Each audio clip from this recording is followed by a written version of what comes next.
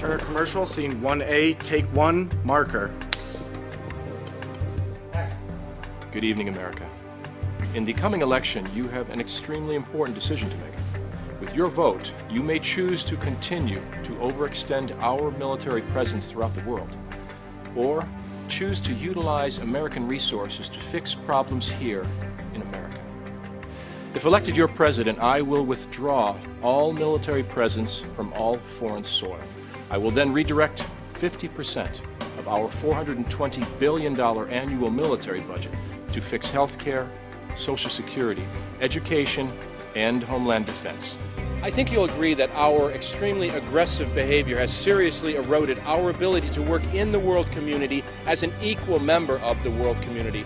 America can no longer be the world's self-appointed policeman. If you elect me, I will take the savings from our defense budget. I will create new jobs. I will fund research for new energy development. And I will stop the dependency on foreign oil and lay the foundation for a better, stronger America.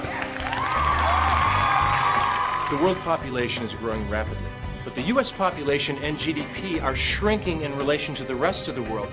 We simply can no longer sustain our current military presence. Something has to be done. Our greatest resource isn't our money. It is the lives of the men and women of the American Armed Forces. How many more American lives must be lost because of our interference in the internal affairs of other countries? Vote for me, and I will bring our servicemen and women home to a better, stronger America, an America that will again be respected. So what if we did? What if America withdrew its military presence from around the world? The U.S. military budget of $420 billion is 6 times larger than the Russian budget, and they are still the second largest spender. And is 30 times larger than all the U.S. potential enemies: Cuba, Iran, Libya, North Korea, Sudan, and Syria combined.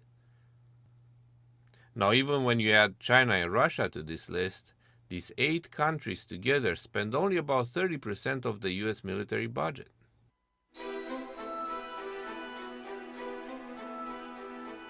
How much can we spend, and for how long?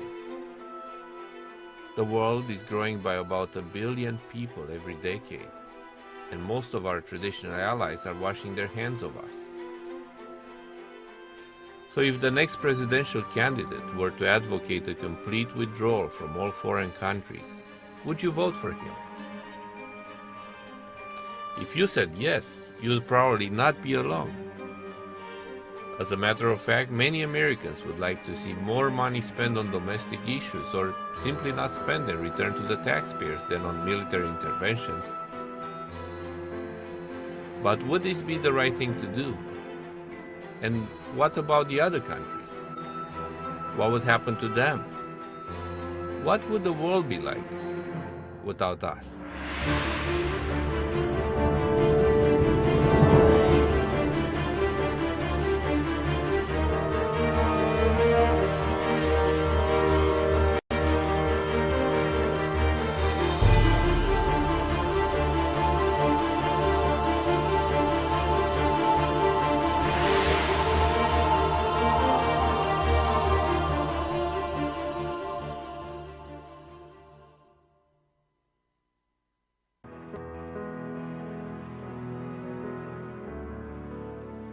I think I was about 9 years old when my obsession with America started. The Making of a Nation, a program by The Voice of America. I was actually using the same radio that my grandfather used 20 years before to find out that the Allies landed in Normandy, and later on, that Germany surrendered. His joy didn't last long. By 1947, the new communist government arrested him.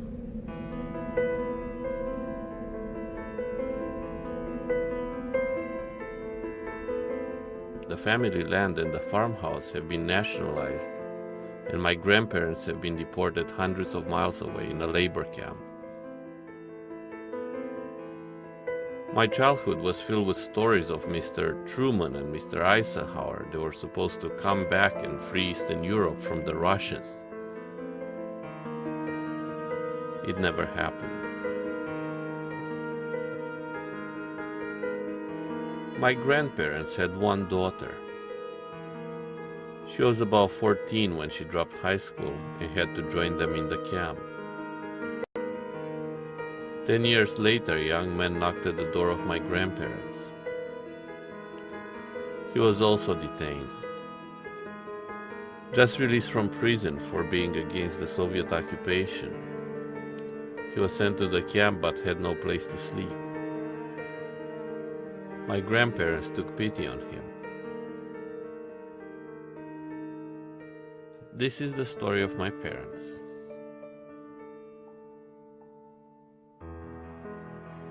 I can't really tell you when in my childhood I realized all I wanted to be was a free man.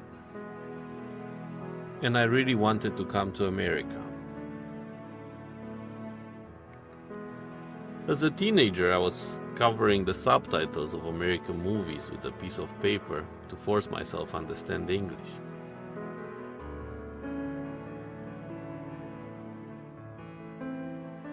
I was 20 years old the first time I ran across the border to Yugoslavia. I didn't get far. The Yugoslavs caught me and brought me back. I was sentenced to a few months in prison. I knew what happened to others. There were pictures like this on display at the police stations at times. I just didn't care. I just couldn't live there anymore.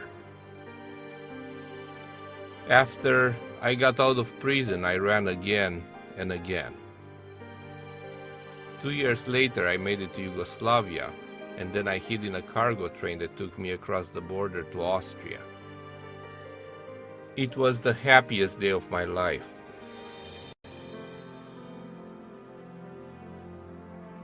A year after that, I received political asylum from the US Embassy in Vienna and finally met my childhood dream.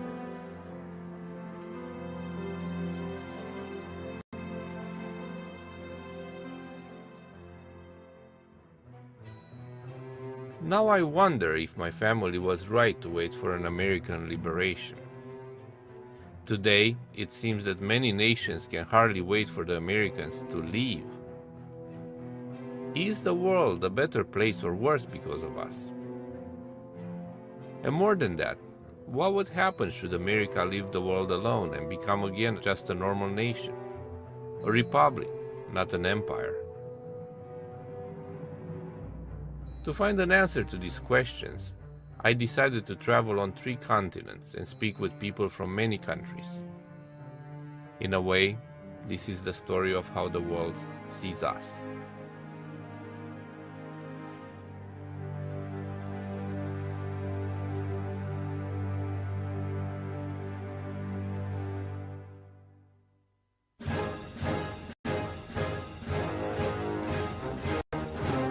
Every time somewhere in the world something goes wrong, the Americans have their finger in there. We have got the feeling that they only want to improve their economy. How the US acts is not the right way. Most of the time it's too late, it's too brutal, somehow it's respectless, really respectless. If the United States were to draw all their military from the rest of the world, there would be a global celebration. When you hear people, particularly in Europe, condemning the United States as if it were an evil empire, you can't help but smile, because it's not that long ago that there really was an evil empire menacing Western Europe. I mean, we were the savior of Europe. We stood up against the Soviet Union. It doesn't cause them any philosophical pain whatsoever to take your protection and badmouth you. Yes, Americans saved Europe, absolutely, and the French are very grateful for that. But it's been 60 years. That's right. In fact, a lot has changed ever since I left in the 80s.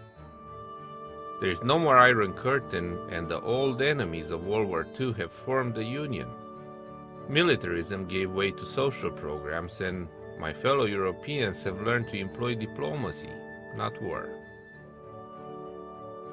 At this time, the European Union is the only entity on earth that surpasses the United States as an economic power. So I wonder, should the US step down? Could the United Europe be the next superpower, or at least a regional power? Would their methods be better? Would they do a better job?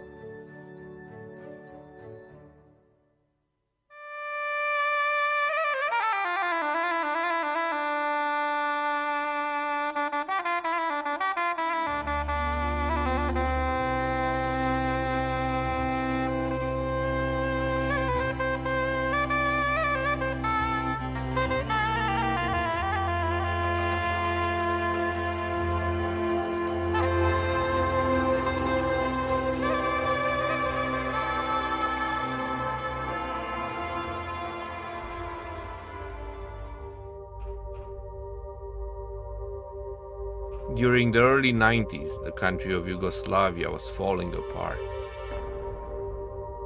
Over 2 million people were forced to relocate, and 250,000 people lost their life in the biggest genocide since World War II. Again, each side is charging the other with atrocities. The facts are unclear, but some terrible things were done in the final hours.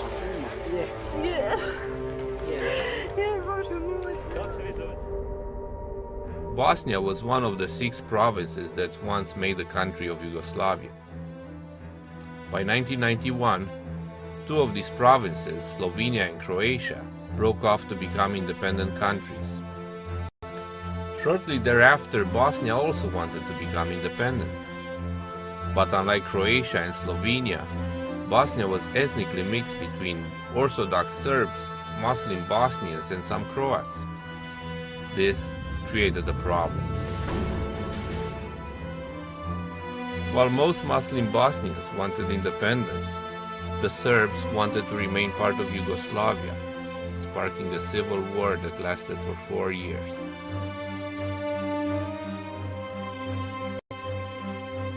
Walking the streets of Sarajevo, the bombed-out buildings remind you at every step of the atrocities committed here.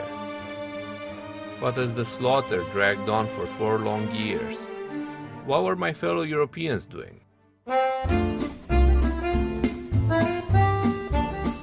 For the first year of the war, next to nothing was done. While the US was busy with Iraq during the first Gulf War, the European governments simply could not decide on a course of action. By 1992, the French, English, and Dutch sent peacekeeping troops under the United Nations command. Hello, hello, hello. The only problem was that they were not allowed to shoot at anyone or protect civilians.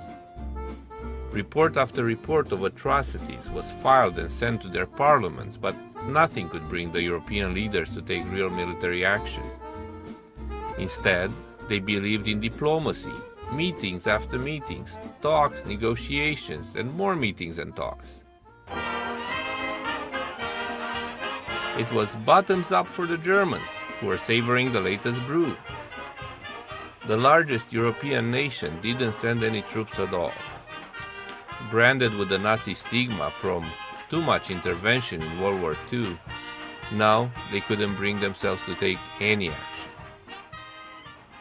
And as for the Americans, for once, we were not doing anything either. After protecting Western Europe from the Soviets for the last 40 years, maybe it was time to let Europe take the lead in Bosnia.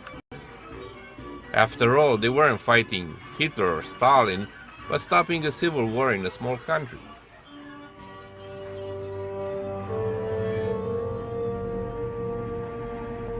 By 1995, the atrocities were getting worse and worse.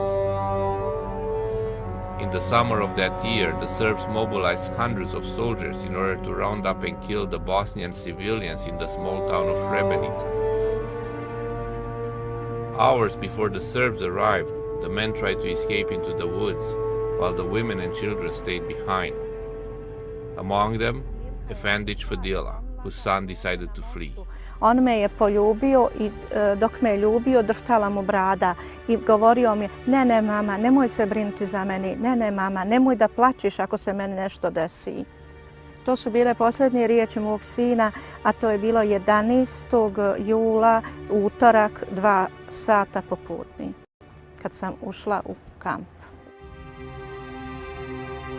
The camp was a battery factory in Srebrenica. It was also the headquarters of the Dutch soldiers and as peacekeepers. The Bosnian refugees thought they were running to a place of safety, but little did they know that the Serbs were ordering the Dutch soldiers to stand down. Some Serbian soldiers even wear Dutch uniforms, tricking the Bosnians into a false sense of security. Čuli su se te noći užasni krikovi. Bila je mukla tišina i najedanput užasni krikovi i sve se digne na noge. A šta se dešava? Dolazili su holandski vojnici i vojnici, četnici koji su bili obučeni u uniformi holandskih vojnika. Narod su da samo sjede, da ne bude na nogama. The battery factory went from being a place of refuge to becoming a death chamber. While the Dutch peacekeeping troops looked on, the Serbs murdered 8,000 Bosnians. Jer je nenormalno i neprestano pucalo. I ja više ne znam ni šta puca, ni odakle puca, samo strepim i čekam kad će da budem pogođena. I sama sam se brinula za sebe i za svoju kćerku koja je bila pored me. Among the dead were Fadila's husband and son, both of whom were buried in a mass grave across the street. Their remains have yet to be identified. Clinton je dobar čovjek, ali ja sam na njeg ljuta. Za vrijeme njegovog mandata moje dijete nestalo. Ubijeno vjerovatno, muž ubijen. Još glavu mu nisam našla. Identifikovana, nije ukopana.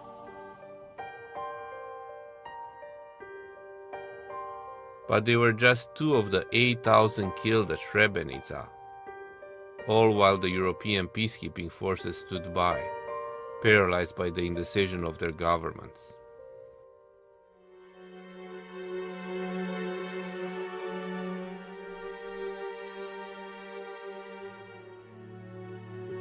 The European people, the European governments, really waited a little bit too long.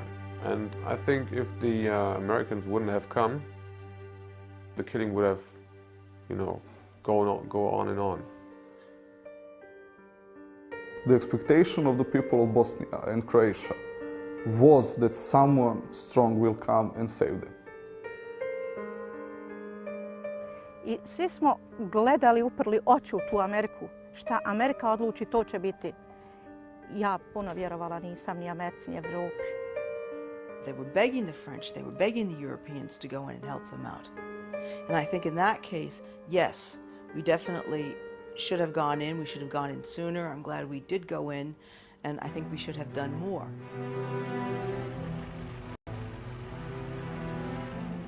So the United States intervened.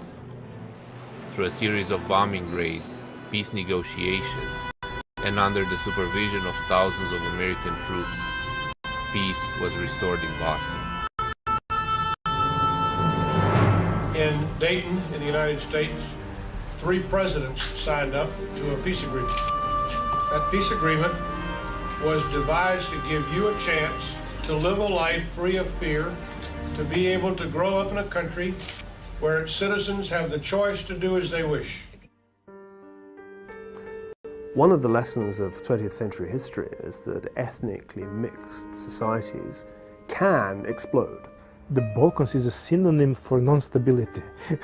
And it has been that forever, and it will, I think, remain for quite a long time still.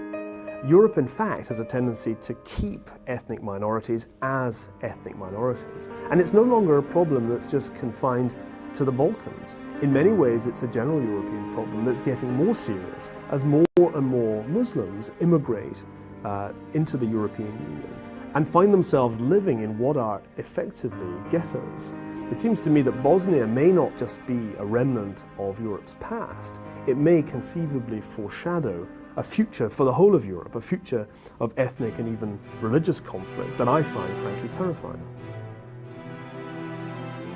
The civil war in Bosnia, just 300 miles from my hometown, convinced me at the time that the European powers could not handle a conflict in their own backyard. But what if it were to happen again? Actually, it did. In 1999, the Kosovars sought independence from Serbia after their civil rights were taken by Slobodan Milosevic. This move again triggered an ethnic cleansing on a massive scale. This time, United States did not wait for a European response. Neither did any European power want to take charge of the Kosovo situation. The US gave the Serb leader several ultimatums. Then the NATO forces systematically bombed Serbia for over 2 months, taking out bridges, power plants, and factories, until the Serbs withdrew their forces from Kosovo. When NATO began to wage war against what was left of Yugoslavia, I was aghast, because it seemed to me, for all kinds of reasons, to be a radical departure from the entire post-war order based on the United Nations Charter, because this was an intervention in the internal affairs of a sovereign state. Kosovo is a province. If I could choose, I probably would choose that no one intervene in Serbia. Probably, I think that we must solve our own problem. That's natural. Well, you need mediators in some kind of conflicts. When people cannot agree on something, there is a necessity for a mediator. But does this mediator has to have arms or impose? This is not a mediator. We are in Kosovo for the same reason you are here. Some things are worth fighting for. A future not dominated by massive killing of innocent civilians because of the ethnic or racial heritage they were born with or the way they worship God. Military intervention by the United States was most probably an attempt not to repeat the same mistakes and go into the long, like 3.5–4 years, war on the territory of Kosovo, but to stop it in time. I and those who were critical of President Clinton and indeed of Prime Minister Blair were actually wrong. This was the right thing to do. The imperialism of human rights is in many ways the most desirable kind of imperialism. So what would have happened if the United States did not intervene in Bosnia, and what did the European nations learn from this war? Is there a future for the United Europe as a superpower? I think that today, last two Bosnians would trying to find each other within the territory of the country, trying to kill each other, and in Brussels, in Paris, London, Moscow, they were still arguing about, yeah, but I'm not quite sure how is the way to approach the problem and things like that. Evropa je nesposobna da reši probleme bez Amerike, ali tako je naučila. To je kroz čitavu istoriju. Prvi svjetski rat, kad se Amerika uključila, zaustavljen. Drugi svjetski rat, kad se uključila Amerika, zaustavljen. If the Bosnian wars were to begin again, or if Kosovo were to blow up again, I think there is next to nothing that the European Union could credibly do to stop it. Nothing has really changed in the past 10 years. Europe is still a military pygmy. In Europe, you're dealing with a generation of Europeans who have become used to U.S. military forces as being the backbone for their defense. And they've allowed military spending and the development of military forces and the willingness to serve in the military to really seriously deteriorate.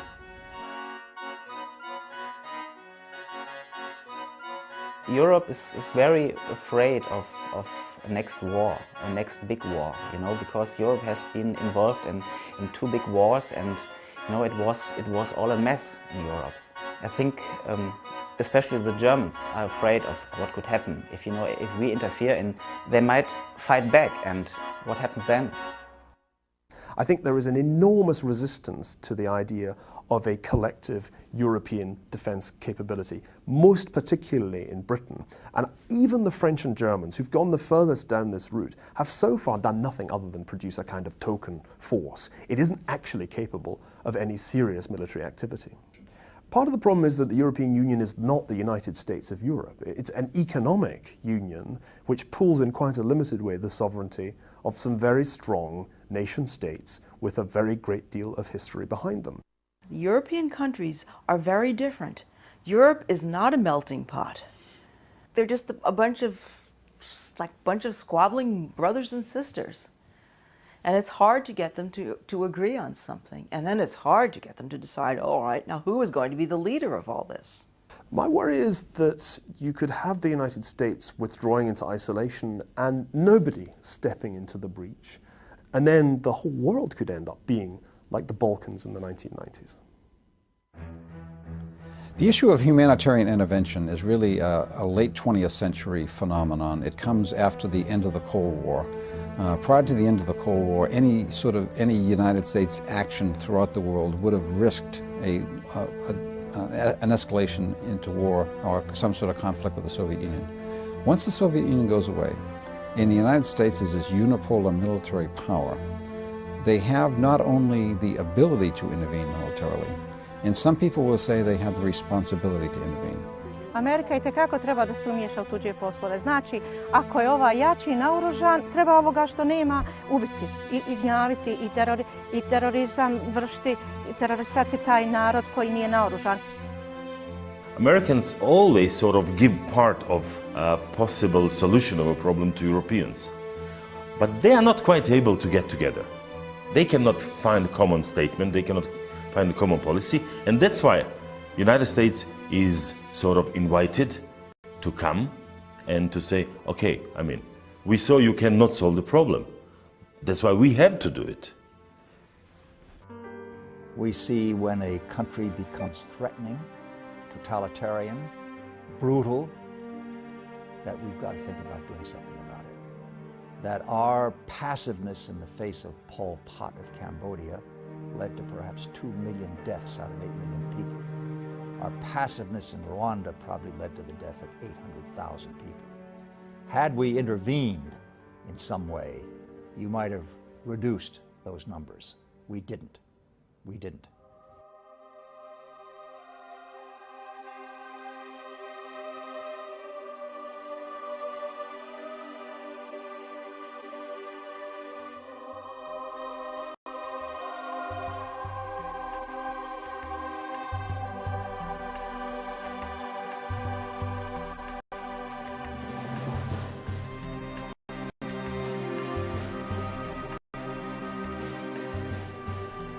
We invade sovereign nations. We topple governments. We manipulate economies because they don't serve our needs. And because we are the one and only military superpower, who is going to challenge us? At the present time, the U.S. has military bases in over 90 countries, including Tajikistan and Djibouti. I wonder how many fuel cell factories we could build here in America with the money we spend to maintain those remote bases.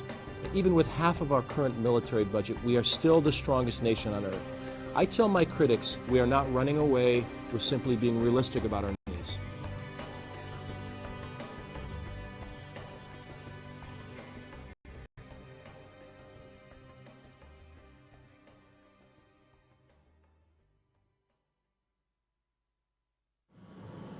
Major combat operations in Iraq have ended.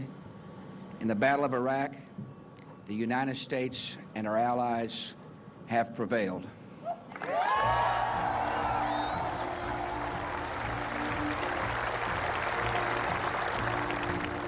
Where freedom takes hold, hatred gives way to hope. When freedom takes hold, men and women turn to the peaceful pursuit of a better life.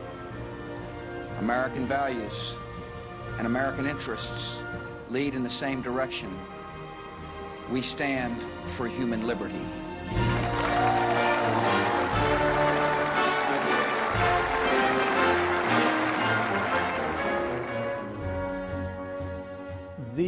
United States is the superpower of the world today because the United States cares. We're not only interested in our own national concerns and in protecting our own national interests, we care ethically and morally. We care about democracy, we care about freedom. Well, promoting democracy might be true for Iraq. It meant a lot to me to see the Iraqi people voting for the first time in their history. But the region is still rife with kings, emirs, sultans, and sheikhs who regard their countries as their personal property, and we supported many of them. How many of these guys were actually democratically elected? It's more or less like a hypocrisy. They don't care much about democracy or liberty or what people are doing and so on. They worry about is there an interest in this region or not? What would I get from this? If it's in our interest, the companies, the oil companies and so on, will do it.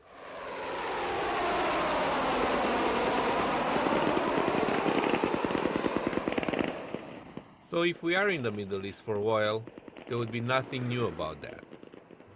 Throughout history, all empires have gone where the resources are, and I should know that well. In 1940, Hitler took over Romania for its oil and grain, and after the war, the oil was taken again by the Soviet Union as a war reparation. In the meantime, millions of Romanians were living in dire misery. I guess the same thing happens in our time. Oil is still the most desired resource, and the United States is the largest consumer.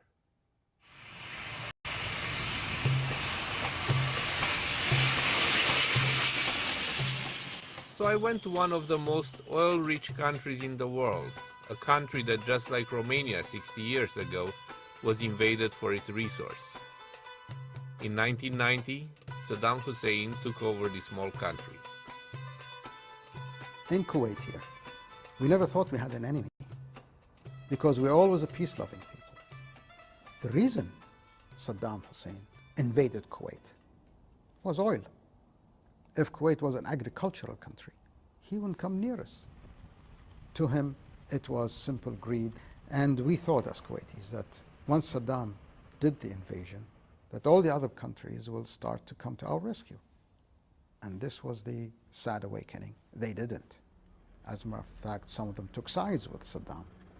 The alternative was to go to a superpower. The United States was the alternative. So the United States intervened and in a matter of months drove the Iraqi forces out of Kuwait. Today, Kuwait has almost no military of their own and thousands of American troops on their soil. But does that mean that their oil is plundered?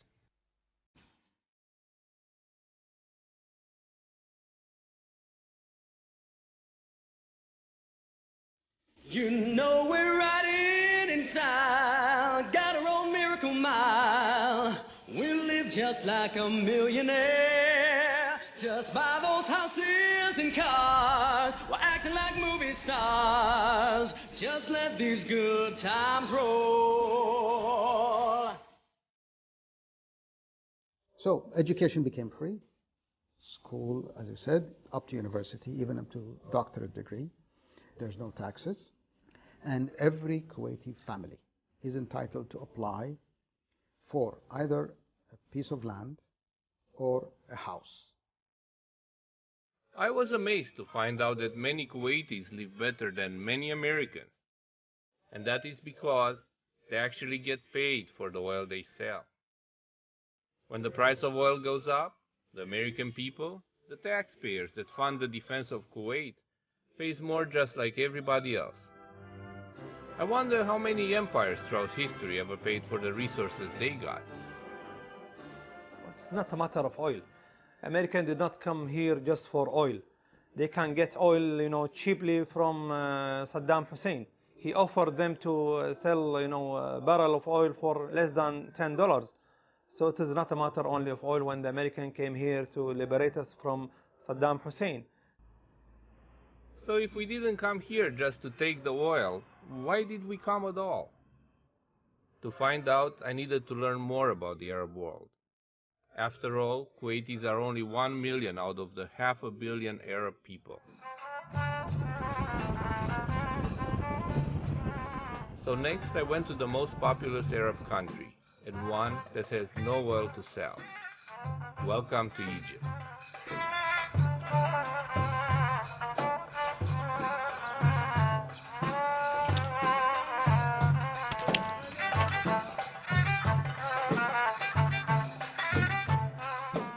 Egypt might be famous for their pyramids and monuments, but I found it to be a troubled country. The population of this country has doubled in only 30 years, and just 5% of its land is usable. While there is some oil, it barely covers this country's own demand. And unlike Kuwait, there is no free housing or education from the government.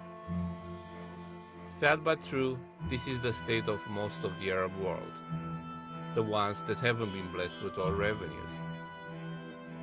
While most of the Middle Eastern countries share the same language, culture, and religion, the differences in the standard of living are tremendous and mostly based on the size of the population and oil revenues. So is this the reason for all the wars and violence in this region? Well, I have argued that the problem in the Middle East isn't a clash of civilizations, it's a civilization of clashes, in the sense that there is a culture there of political violence that is deeply inimical to the emergence of civil society and democracy of the sort that we know in the West. So you have the Islamists of various kinds on the one level. On the other side, you have the dictatorships, the authoritarian dictatorships. And there hasn't been enough of an opportunity for the development of a moderate middle. Especially after the invasion of Saddam and so on. People worry about what our neighbor is going to do in the future. Before, maybe you could live within the boundaries of your wall, you build it high enough, you lock the door, you're safe. But when people start to learn how to jump inside your house or blow the wall to come inside, then it becomes a different deal. You cannot live in seclusion anymore. Everybody is under threat of some sort of the other from his neighbor. We know we are a defenseless nation, we're a peaceful nation, we're a small nation in a bad neighborhood, in gigantic bad neighborhood. Iran, unfortunately, at this time, is a danger. You know, why does Iran want to have nuclear power? Why does Iran want to go against the rest of the world when it comes to its nuclear program? Could the world be wrong and Iran is right? In order to be fair, in order to please the people of this region, you have to tell the Israelis probably to leave at least part of the region that they occupied. Look at the wall, for instance, that the Israelis are building now and kicking some people out of their land. What are the Americans doing? The only occupation in the world now, anywhere in the world, the only occupied land is the Palestinian land, and that's not fair. And America has to do something about it. I realize how dear Israel is to an American's heart, and how the whole culture evolves when it comes to foreign policy to protecting Israel. But you cannot just run the world the way you like it to be. And as a friend of America, I think that it's time for America to address such a coral issue. Okay, the Middle East is a powder keg, but none of these countries pose a threat to us, and we also have to pay for the oil we get anyway. So I still don't know, why are we here? Let's get a European perspective. Oil is the point why the Americans start the war in Iraq. And it is the oil that people get killed for over there. We know that oil is a real problem for us. We have to stay at peace with countries who have oil resources. You can't put your sons and your kids into war for oil. You should use your head and, for example, make solar energies and all that stuff working. While the Europeans believe that we are in the Middle East to get the oil, if you look at the distribution, you would find out that the US is not the prime consumer of the Middle Eastern oil. Actually, most of the oil goes to China, Japan, and the European Union that has almost no production of their own. Europeans have a long history of hypocrisy when it comes to the Middle East. The Europeans need stability in the Middle East. They're as dependent, indeed more dependent on Middle Eastern oil than the United States. But they don't want, at least they don't all want, to pay the quite heavy price of trying to stabilize that region. So when Europeans bleat about American policy in the Middle East, you need to take it with a large grain of salt. And frankly, they don't see a threat to Middle East oil resources. The Europeans, I think, would like to do work in the Middle East as a business proposition. They're not considering the democratizing of regimes throughout the Middle East, as the United States is doing. They'd much rather try to hold a lid on and just see the Middle East as a source of oil, I think. Okay, but how about Asia? Japan, the second largest economy in the world, is also the largest consumer of Middle Eastern oil. What is their involvement in the region? Soon after the Second World War, Japanese emperor went to Japanese Diet, which is Japanese parliament, and gave a speech that from now on, Japan must be a pacifist country, Heiwa Kokka, or peace-oriented country. And Japanese public learned that they shouldn't opt for war, but peace. But what about China? They're actually the second largest consumer of oil in the world. China is in the midst of a really vast transformation in its dependence on oil. 20 or so years ago, China was an oil exporter. Within the next 20 years, they're going to be a massive oil importer. China is going to be very sensitive to where their oil comes from and how assured that supply is going to be. It looks like they cannot do but rely overwhelmingly in the Middle East. To get Middle East oil, they need to be assured that the sea lines of communication with the Middle East are open. Right now, the sea lines of communication are open because of U.S. naval power. We don't think that it's fair for us to just, keep the oil flow going and the rest of the world is just sitting idle and buying oil and not doing anything about keeping the stability and the peace in this region. Therefore, we think that it is a must for America and the rest of the world to really interfere in this region to keep the stability and peace so as the oil could keep on flowing. So if the United States is not the main beneficiary of the Middle Eastern oil, does it make sense for us to pay alone the price of involvement? Let me say that what the United States is doing like an antibiotic. You cannot live on antibiotic for life or for good.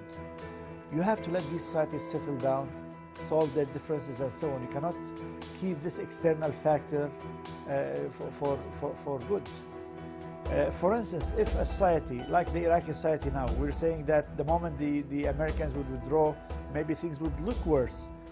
Maybe things would be worse for some time. But then the leaders of the Iraqi society or community would sit down and say enough is enough, like what happened in Lebanon, for instance. You cannot go on with civil war for good.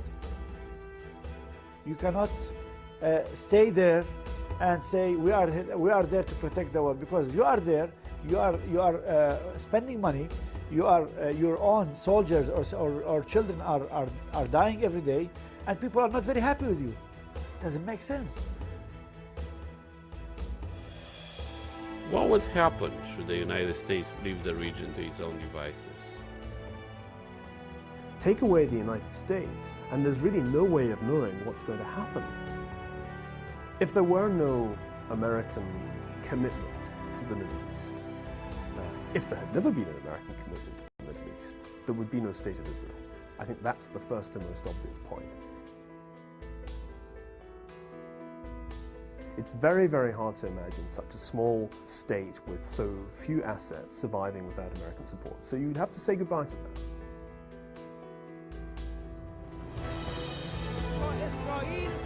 صحنه روزگار حذف نشود این فریادها به قوت خود باقی.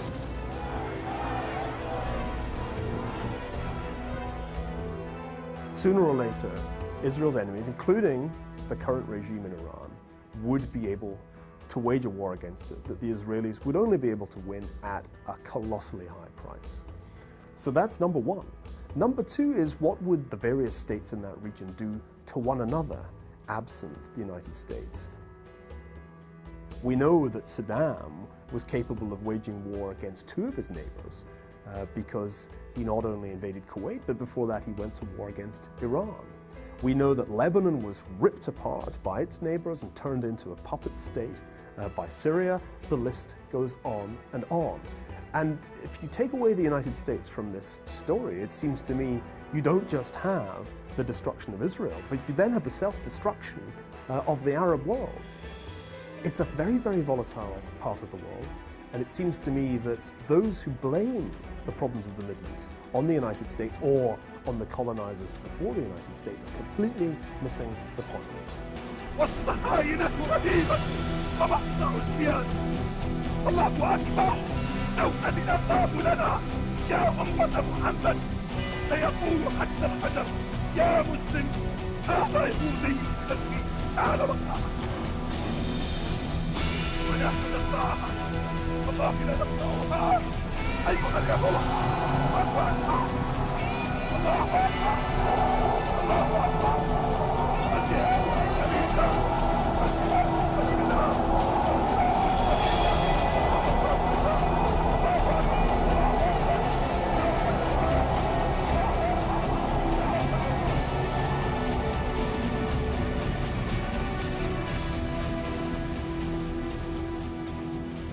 The next regional superpower in the Middle East is clearly Iran.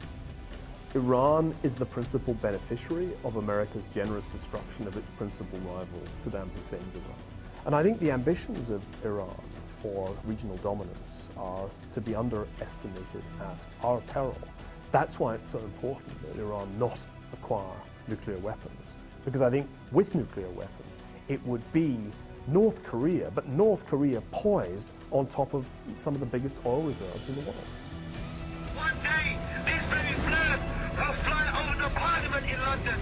We will see this flag that will fly over the White House. And we will see the Black House, the Kaaba, will take over the whole world. قد حكمنا الدنيا وسيأتي يوم والله نحكم فيه كل الدنيا. سيأتي يوم نحكم فيه أمريكا. سيأتي يوم نحكم فيه بريطانيا ونحكم فيه كل العالم. Just imagine that those groups, Al-Qaeda for example, take over the power in any country in Saudi Arabia or trying to threaten the situation and the security in the Gulf. So I'm sure that will threaten that flow of oil or export of oil to Western countries. But America cannot now withdraw from Iraq until they fix Iraq, because if Iraq is not brought to stability and to democracy, then it will be anarchy, and this anarchy would spill all over the region, and I'm not exaggerating if I say all over the world.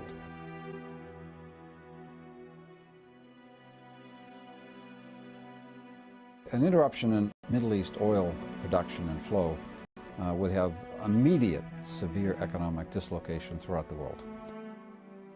Economy in every level will be affected. Our allies in Europe would be the first to suffer, but certainly the Asians would suffer, particularly Japan right now, and the future China as well. And we don't understand that this is a globalized economy. So you can't sit there and say, oh, you guys have got problems, we can avoid it. We can't, because oil is an international market, and it doesn't really matter where your oil is from, but if the biggest oil center isn't producing, everybody suffers.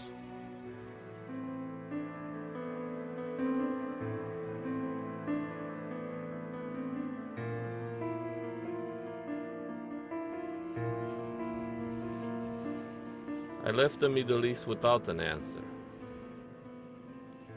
What are our options? Should America stay involved and at what cost? At this time, the US is losing 2 or 3 soldiers a week. But what if that number was to be 30 or 300? And what's the alternative? A world recession? I think our country could survive that. It has been done, and we emerge stronger than before. But what about the people? Is it right to police the Balkans, but leave the Middle East, just because it's more expensive?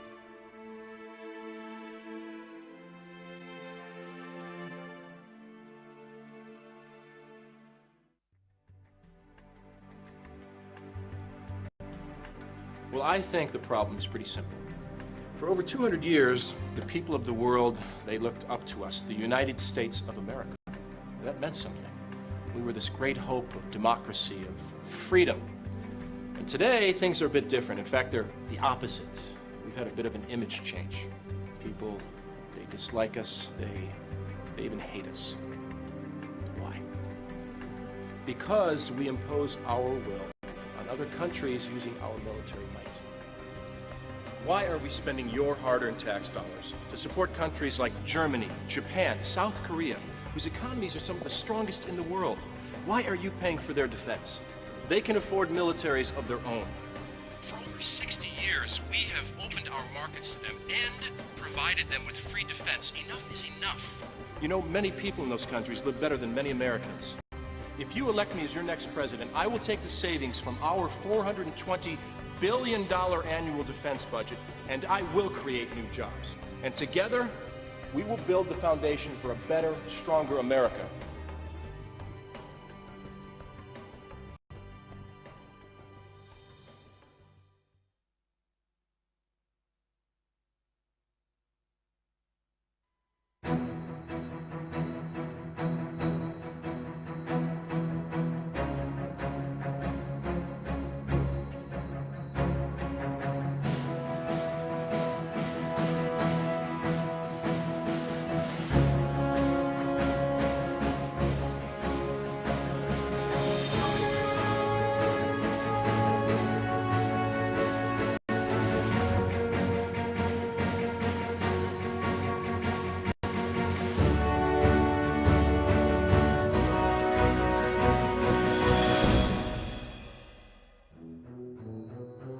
The wars of Asia have been over for more than 50 years.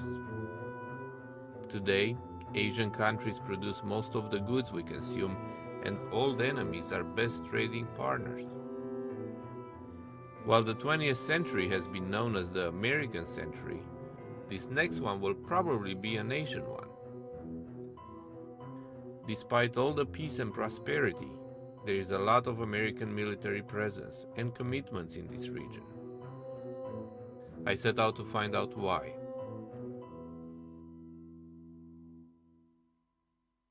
그러나 난 믿습니다. 우리들이 2배, 3배 더 힘을 내어 일한다면 모두가 부러워하는 공산주의 미상천이 우리 마을에도 일도서리라고 말입니다.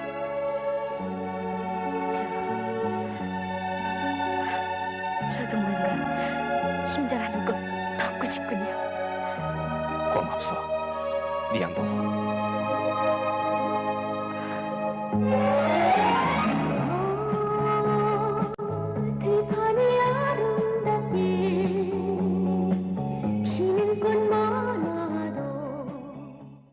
나가서 일을 1995년 말부터 일을 시작했었어요. 그런데 한 달을 일하게 되면 내가 내 인건비로서 받을 수 있는 돈이 당시 북한 돈 70원이었어요. 그런데 그 70원으로서 살 수 있는 물건은 쌀 반 킬로 값밖에 안 돼요. 제가 떠날 당시에 우리 집에는 모든 재산과 식량이 식량과 바꿔 먹을 수 있는 것들이 전부 다 팔려나갔고 더 이상 식량과 바꿔 먹을 수 있는 재산이 없었어요. 그래서 먹고 살기 위해서 탈옥을 했어요.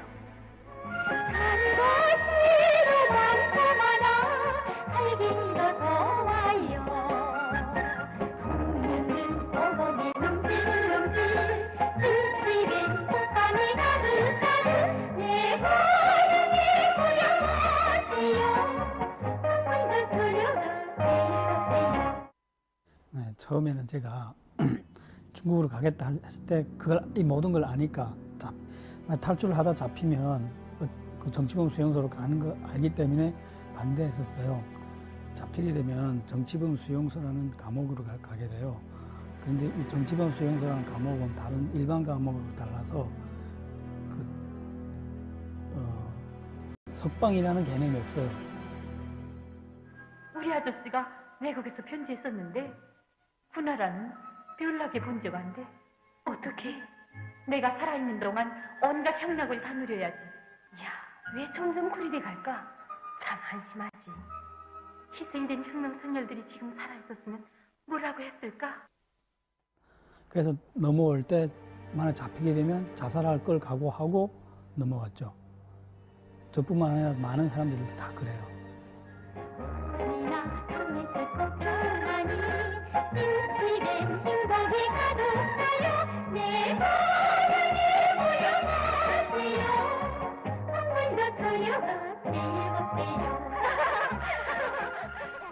저희 어머니가 의사였어요. 잡히게 되면 몸 안에 있는 모든 그 자살할 수 있는 도구 뺏기잖아요. 그렇기 때문에 어머니로부터 도구 없이 죽는 방법을 배웠어요. 이렇게 머리로 올라가는 양쪽 동맥을 동시에 누르게 되면 사람이 죽게 돼요. 고통 없이 죽게 돼요. 그 방법을 배우고 나왔어요, 어머니한테서.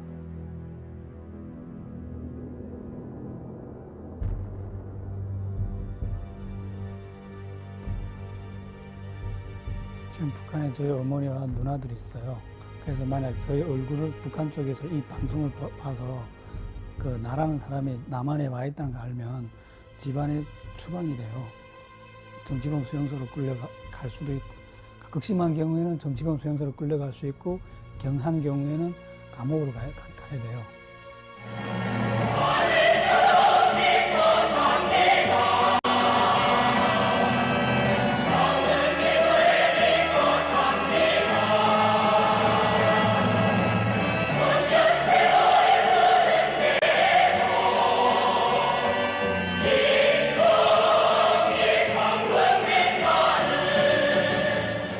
뿐만 아니라 모든 탈북자들이 바라는 것은 미국이 북한에 대해서 무력으로 공격해서 김정일 정권을 제거해 주기를 학수고려 바래요.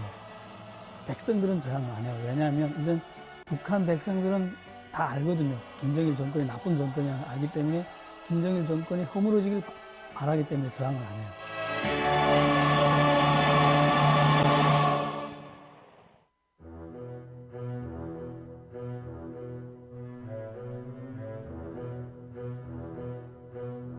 Right now, the U.S. Army has about 21,000 soldiers in Korea. The purpose of the U.S. forces in this alliance is to deter North Korean aggression, and should that deterrence fail, then we're prepared to fight and win.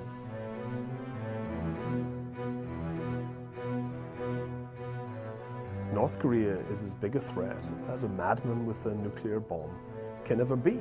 That's to say, an almost unimaginably big threat. The regime in North Korea is the craziest in the world. It's the least predictable in the world. It's probably the most unstable in the world. And nobody knows what's going to happen next. It could collapse tomorrow. It could go to war tomorrow. It could wipe Seoul off the face of the earth tomorrow. In that sense, there's no bigger threat to global security than North Korea. They've made numerous incursions across the demilitarized zone. They've made attempts to assassinate and been successful in killing many South Koreans at various locations around the world. He blew up half their cabinet in Rangoon in 1983. He sabotaged K-858 in 1987 with 115 South Koreans on it. He sent down assassination teams to take out the president. These are violent people. I understand that the North is still hostile, but if you look at South Korea, they're twice the size in terms of population, and their economy is about 20 times larger. More than that, they benefit of the latest US weapons and training, and they don't seem eager to live under the regime of the dear leader. So why couldn't they defend themselves? 그러니까 북한의 군대가 군대 숫자만 봐도 150만 군대를 유지하고 있고 한국 군대가 67만 명입니다. 그러니까 군대 인원수가 벌써 배로 넘고 ですから朝鮮半島の軍事バランスを考えるときは、ソウルという1200万人が住んでいる町は北朝鮮の前線からわずか40キロ、50キロぐらいで常に北朝鮮の下方の射程の範囲内になって人質になっている。 게릴라 부대만 30만인데 국군의 절반이 게릴라 부대, 북한의 특수부대. 이런 사람들이 일시에 공격을 하게 되면 한국이 아무리 막강한 군사력을 가지고 있다고 해도 그게 쉽지가 않겠죠. 그러니까 서울을 그냥 밀어버리는 거는 북한이 충분히 수능성 있다고 생각하거든요. それと常に攻撃を準備して訓練をして特殊目的部隊を持っている方が最初の1日で相手の半分以上を壊滅することができるという 그러니까 미국의 화력이 빠진 상태에서 쉽지가 않을 거예요. 그러니까 굉장히 위험하죠.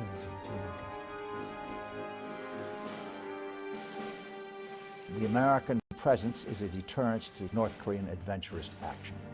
It's worked since '53, which is roughly 52 years, so I would say that's a test that it works. If the United States were to pull out from the Northeast arena and leave the region entirely in the hands of China, Japan, and Korea, I foresee a great chaos. So if we are in South Korea with all the weapons and technology, why have we left such a bad regime in power for so long?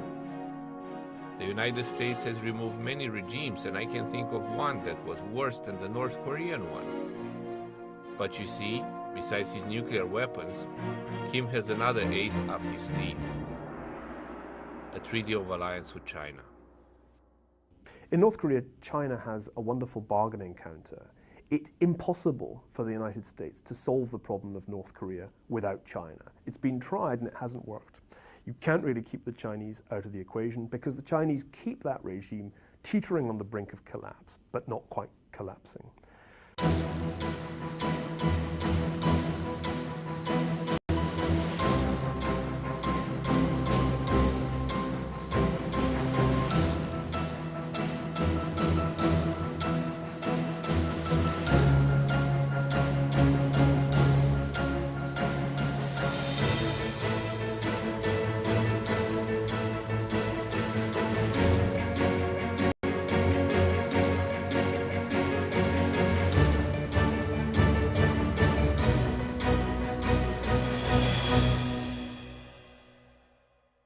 The most interesting question in the world today is what will China do with its increasing economic power? It's an extraordinarily explosive question because when one thinks back to the 1930s, in many ways World War II began with the Japanese invasion of China, not in Europe. Well, I don't think China is content as simply a regional power. China believes that it deserves to be on par with the United States. The long-term goal for the Chinese leadership is to become a dominant power in the region. And as a matter of fact, they said it in public that the long-term goal, strategic goal, is to eject the U.S. influence from the Asia-Pacific region. Well, China is developing the capability to launch ICBMs against the United States. The same capability Russia had during the Cold War. Next 5 to 10 years, they'll have a new missile called the DF-31A, which will be able to hit anywhere in the United States with nuclear weapons. This is a new phenomenon, something that the Americans don't seem to notice. I don't know why we don't pay attention to it, but it's a serious matter. Maybe containing China's rise is the real reason why the US keeps all these bases in Asia. But is it realistic for us to believe that we will never have to share the world with another superpower? After all, China is reforming, and the small Asian countries are in their backyard. But do these countries want to be shared? Only 100 miles across the sea, there is an island where the other Chinese live, the ones that don't have to answer to the Beijing government. I went to see this island. The economy flourishes, people have rights and freedoms, This is Taiwan.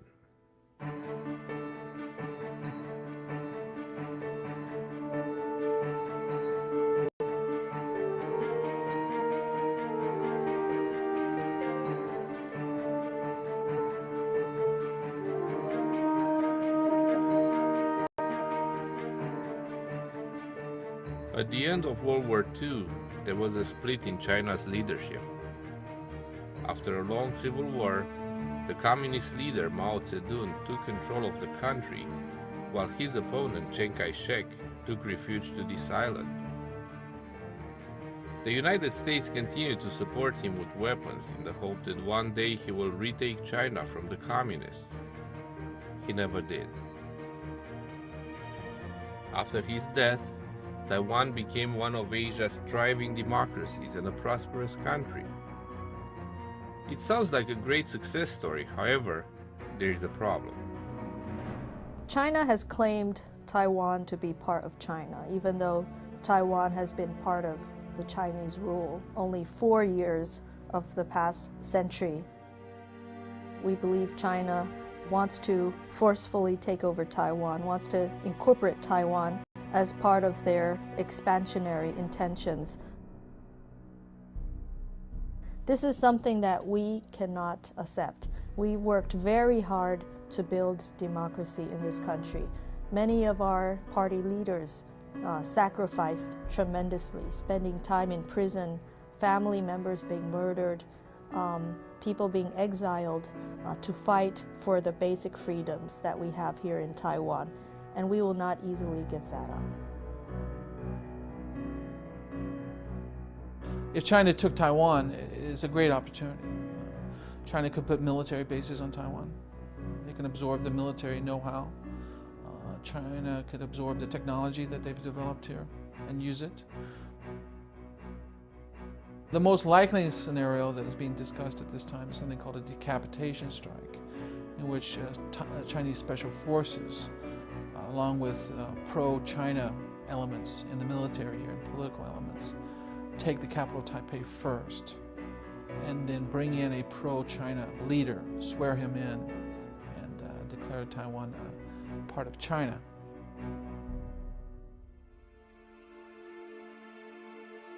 I was invited to visit a Taiwanese naval base. The superior staff spoke perfect English and assured us of how ready they are to fight for their country.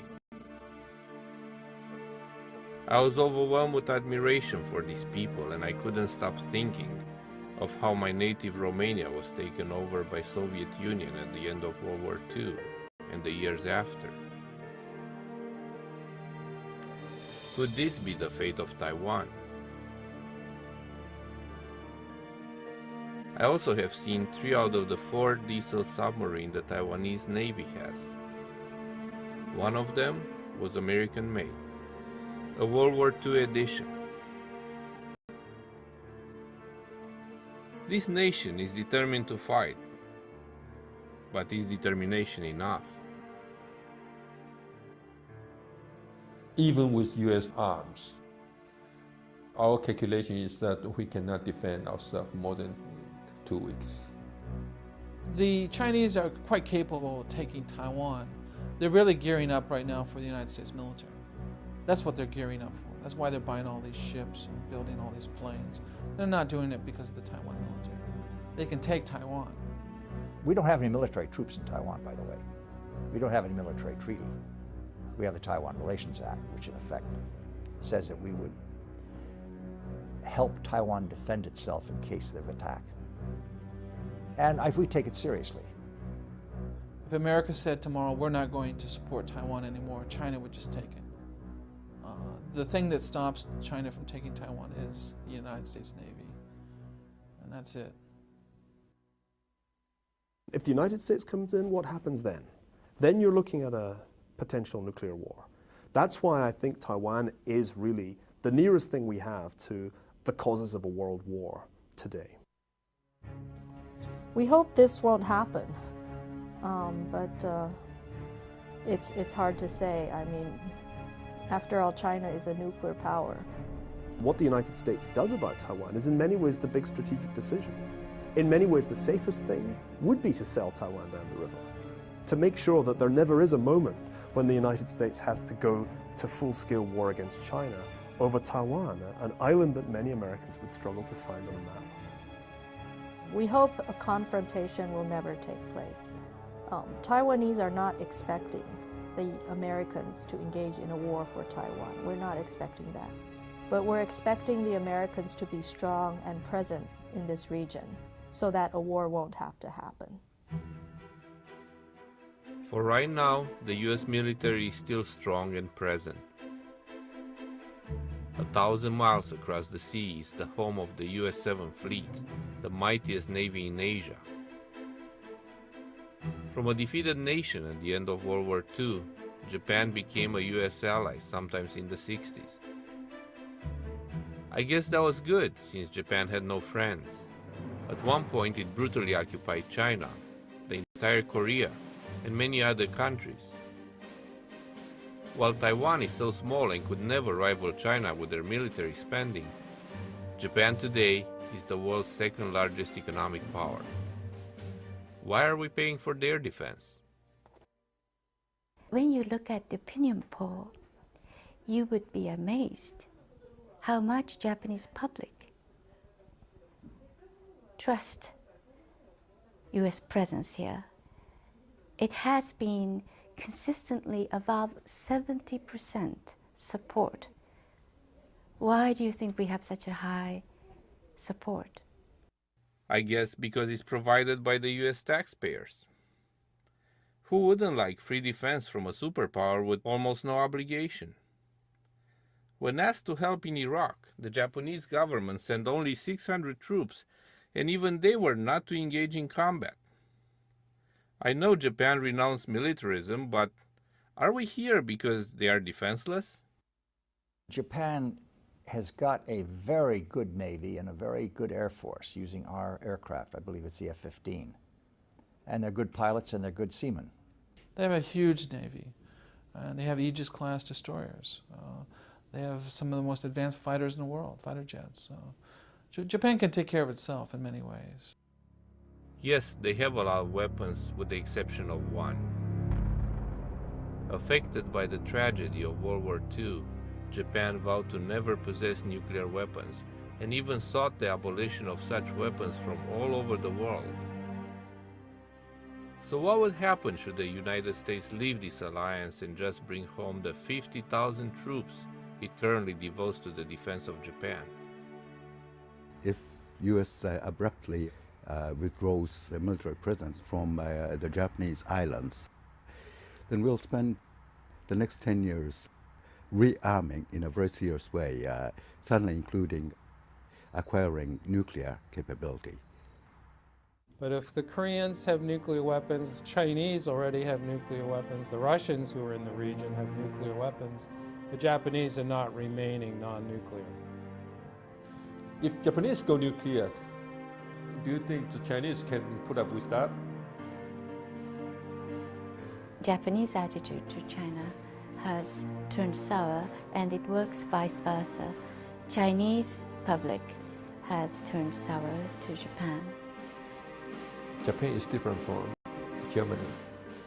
Japan did not really show any remorse of its past aggression against the Asian countries.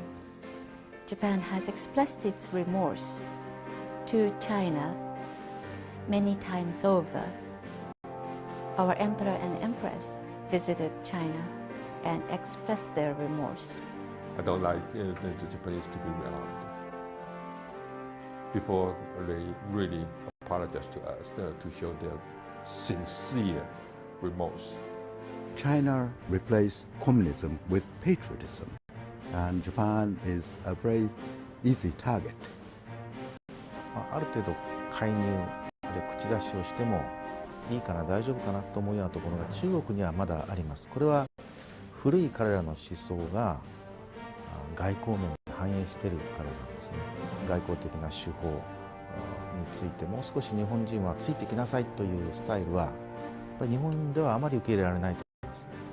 And the Chinese are in payback mode. they profoundly feel that they were on the wrong end of the 20th century and they're going to be on the right end of the 21st century. I think their long-term objective is unquestionably hegemony in East Asia, and that must imply a subordination of Japan. It can't mean anything else.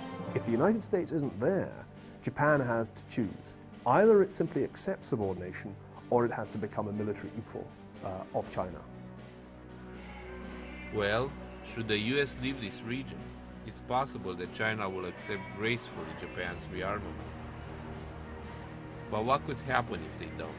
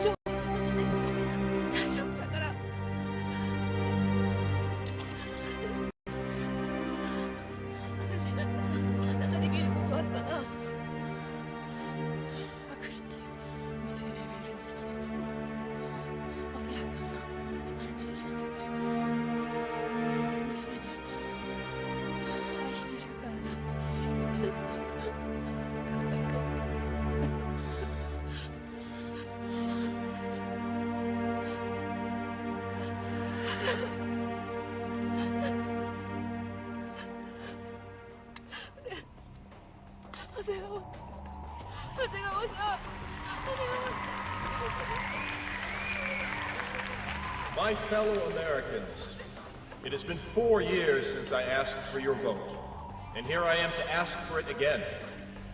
Within 2 years of my election, we closed down all foreign military bases and brought home for good all our personnel. American interests in the world continue to be protected, and we are still the mightiest country on earth. We no longer think in terms of axis of evil, nation building, or rogue states. We are just America, a nation among nations, a friend to any country that reaches out to us. However, we no longer interfere in their internal affairs. Today in the world, our citizens and businesses must no longer.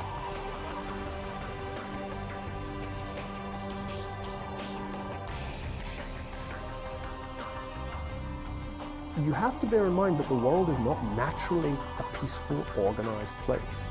It has to be made peaceful by some kind of overarching authority.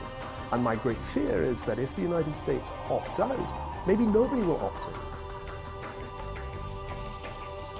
Americans take their freedom for granted. You take democracy for granted. You've had over 200 years of it. For us, it's really precious. And it's important that we are supported in the process of defending that. It's always pleasant to hear, negotiate your way out. Do it peacefully. Okay, tell that to Adolf Hitler. Tell that to Joe Stalin. Tell that to Kim Il-sung. In cases, it doesn't work. It simply doesn't work. The whole planet, the civilization, I mean 6.57 billion people are not quite, or not everybody are quite ready to make decisions on their own. I mean, I'm sorry, but that's the way how it is. Americans can choose to play the role of global superpower. They can make the financial sacrifices, the military sacrifices, and actually the fundamental sacrifice of their attention to the rest of the world. They have that choice, or they can opt out. They can walk away. They did that before. When the American empire last imploded after the First World War, the results were not pretty. And my hope is that that won't be tried again, and that Americans will accept that, unpopular though it may make them, wielding power is on balance preferable to running away from it.